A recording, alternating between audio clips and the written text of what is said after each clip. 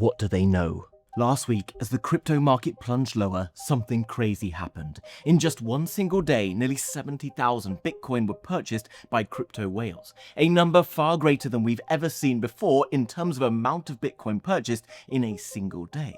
On top of that, Binance have just announced that they also invested nearly $1 billion to buy Bitcoin. And I believe that there's a reason that these big investors have begun stepping back in to buy crypto once more. In this video, I'm going to share with you what I believe that these investors are looking at right now and what I think everyone else is ignoring. Is the bottom really in for crypto? Well, let's find out. Hit the like button and let's get on with it. Now guys, before I share with you some of the mind-blowing charts that I think explain exactly why we're seeing whales accumulate in massive quantities right now, just a quick disclaimer. Nothing I say in this video is financial advice. Everything I say is for entertainment purposes only. If you wish to invest in crypto, you should understand that it's risky and you can lose money. So don't risk money that you can't afford to lose, and always do your own research before investing in anything.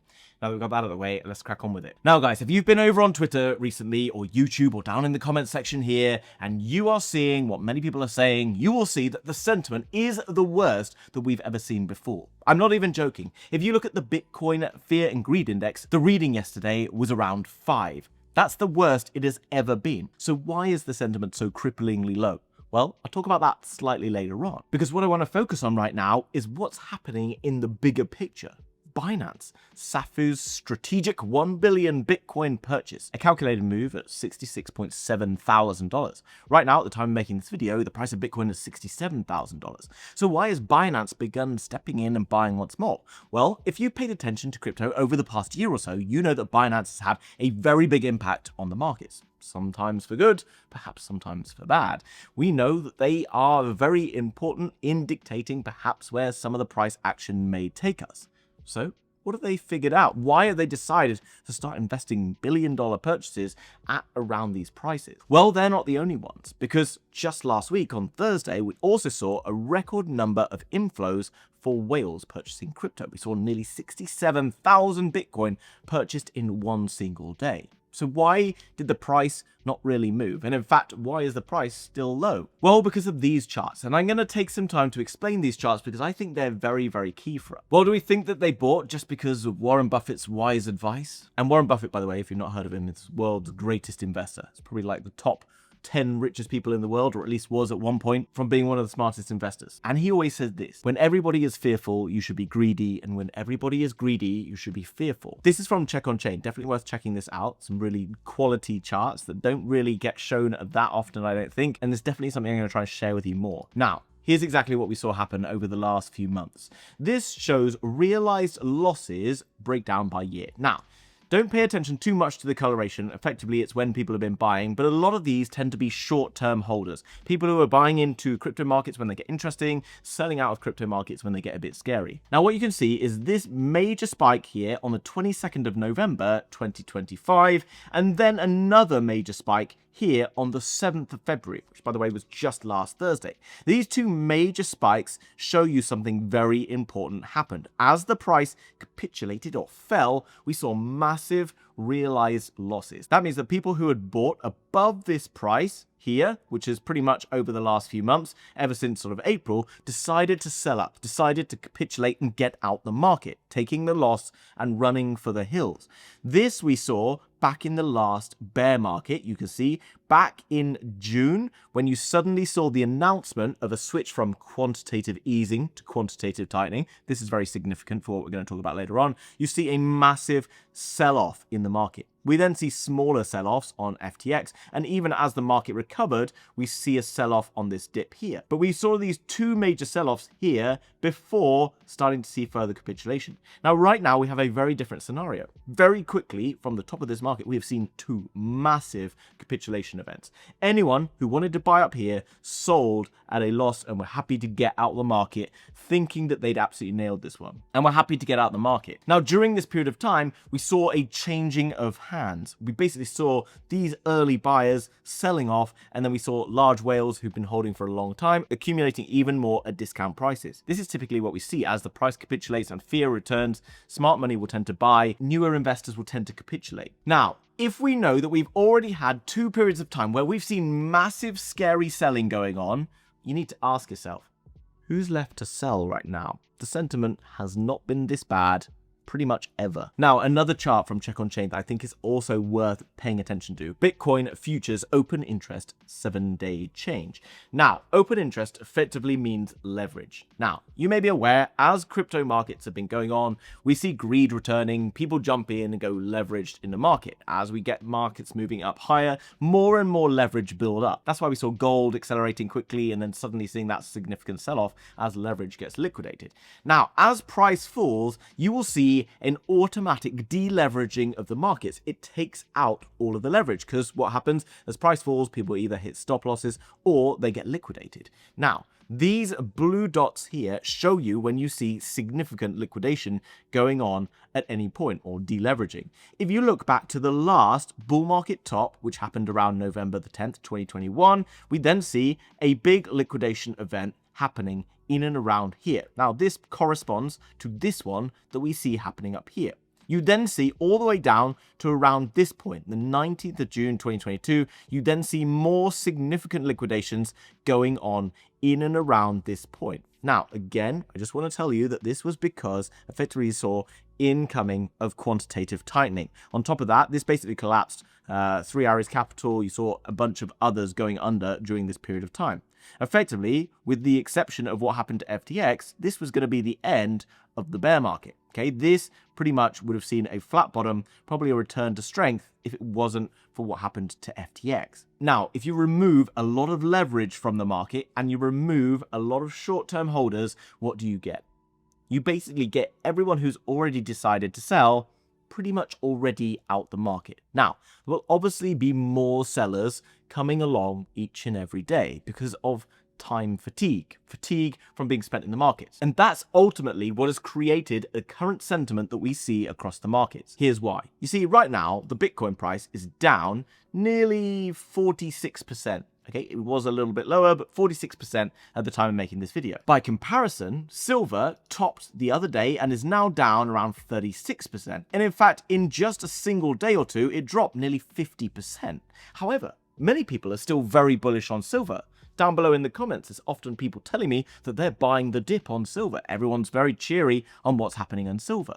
Silver came down harder than Bitcoin, and yet the sentiment is nowhere near as bad. The sentiment for crypto, terrible. Because not only has price come down, but you've also had that time that it took to come down. Bitcoin took around 128 days to come to the lows. Silver took a day or two. Okay, and it's why people are still confident that silver is going to go higher, even though I can tell you it's pretty much guaranteed not to go higher, at least in the short term, without a significant kind of pause in time. Okay, I do think later on in its lifetime, silver will be much higher than it is right now. But right now, it's definitely not the best buy because everyone's still very focused on silver being a great investment because it's high. On the flip side, everyone's looking at Bitcoin saying that it's terrible and it's down. Who's saying that it's terrible and it's the worst? Ultimately, it's the people who've already taken these realized losses. Now, that's very, very important because it tells you the people who have sold have already sold. The people who are leveraged have already been kicked out of the market.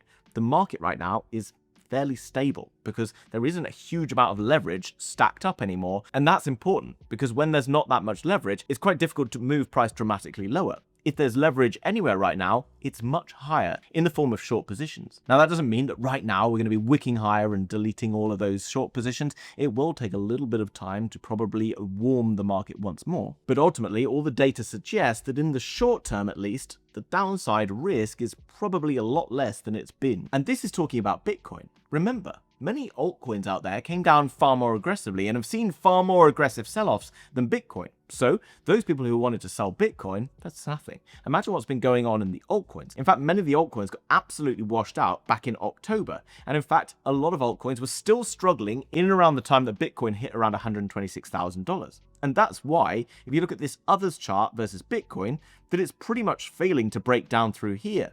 Everyone who's already holding altcoins will continue to hold them. They're in the game now, they're not getting out. So what's left? It means that if no one wants to sell anymore, and people only want to start thinking about maybe coming back into the market, that we are likely going to see a base forming for altcoins versus Bitcoin, at least in the shorter term. So why has sentiment got so bad? Why is it so much worse than we've ever seen before? Well, if you can think back to the last bull market, we saw basically, even up until around this point, being a fairly confident market. Majority of people were still fairly happy that we were still in a bull market. Around here, many people were still very confident that we were going to see a continued bounce and we were going to see a much better time for crypto. However, what happened is we saw interest rate hikes and we saw quantitative tightening that basically led to this significant sell-off. And that's partly because there was so much euphoria and hype and excitement in the market at this point that led most people to still being in profits even when the prices of crypto fell significantly. However, as you know, for many altcoins at least, and even for Bitcoin, because we saw so much fatigue in the market multiple times, like this one, like this period of time here and this period of time, many people throughout these periods were either taking losses and selling up and then being forced to buy back in up here and then eventually capitulating again when the price moved down here. People got exhausted. Many people, even up here, hadn't really been making significant amounts of money unless they'd been in the market from back in 2022, buying things like Solana at $8 and buying other coins like Ethereum at lows and Bitcoin at lows and just holding. And because of that, the sentiment when we were here was not even really in greed. If you can think back to September, no one was really that excited about what was going on in crypto, which meant that as soon as we get this first candle, everyone's like, this is rubbish, I'm getting out. And then we see that October 10 crash absolutely deleted any hope and excitement that anyone had. Following that, we basically just got worse and worse, more depression, more anxiety, more anger, and then eventually we get ourselves into this period of time now, where the majority of the market are just depressed, angry. And if you look at the Wall Street cheat sheet and highlight where depression is right now, you can see that we have been sat in that sentiment for a very long period of time. So combine the fact that the sentiment is horrendous, combine the fact that many people who wanted to sell have already sold, combine the fact that we have no longer got any leverage left in the system, at least in terms of longs, then it makes a fairly stable buying position for crypto. And on top of that, we have a very different scenario. You see, this was all caused by going from quantitative easing into quantitative tightening.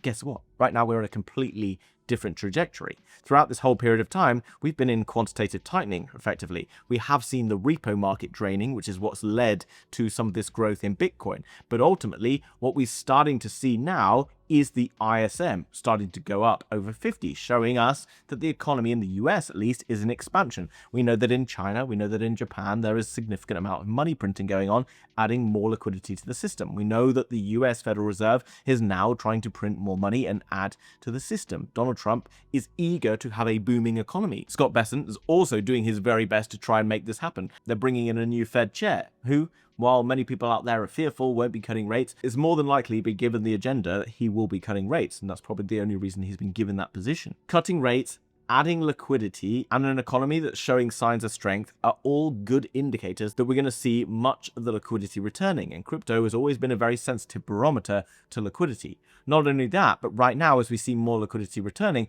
we no longer have to compete with gold and silver, which everybody was talking about for a brief period of time. They've clearly cooled off and will continue to cool off for a little bit more time yet, giving more focus back to crypto. Now, in the very short term, what do I expect to happen? Well, it's anyone's guess, but I do believe that this is probably more or less the bottom in here, which, obviously lines up with this uptrend here.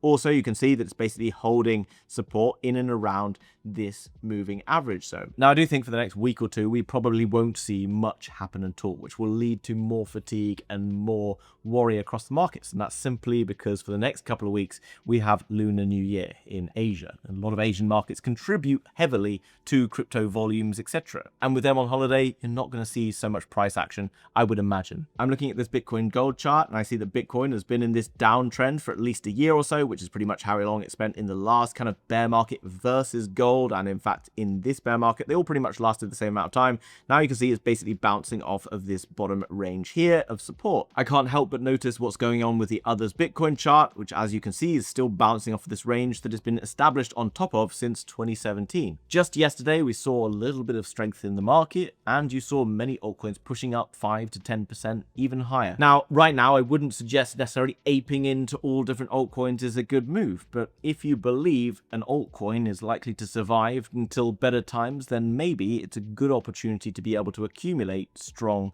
ecosystem projects. And here's why. Look, in the last bull market, Solana launched, went up hard, came down nearly 75%. From there, it then went up nearly 260x, and multiple times during its kind of life cycle here, you can see that it also had significant drawdowns, here falling nearly 70% in just a few weeks, before then rallying another 12x or so. And that's not the only one. We see a lot of chop in crypto markets, and when it gets bad very, very quickly. But I would imagine a lot of the bad stuff has already happened. It's already behind us. Most people who want to get out of the market, they're already out. They're all hoping and praying that they're going to be able to buy cheap back in October, like everyone who believes in a 4-year cycle is saying. But everything around that 4-year cycle, pretty much, with the exception of the calendar, is different this time. If you look at the liquidity is flowing into the market. We're going to see better conditions coming, rather than seeing tighter conditions coming like we saw back in 2021. A lot of the fear and worry is worse now than it was even at the bottom of the last bear market. A lot of the selling and capitulation has already taken place. I just don't see it getting significantly worse from here. At least in the shorter term, we may just get more fatigue, more sideways action before things start to improve. Now, guys, if you want to keep up to date with a lot more of the different content and things that I put out, make sure you give me a follow over on Twitter. It's Peter_THOC. I'll find the link down below because I'm able to post much more actively over there. I won't be able to make a video on YouTube probably for a good 4 or 5 days because I'm heading to China for a few weeks for Chinese New Year. And if you made it this far through the video and you've been enjoying the content, please just hit that thumbs up as well. Go down below, leave a comment. Even if you've got nothing to say, just leave a full stop. Really helps me out, guys, especially during this quiet period in the market. Guys, have a great weekend, and I'll see you very soon in another video. Bye-bye.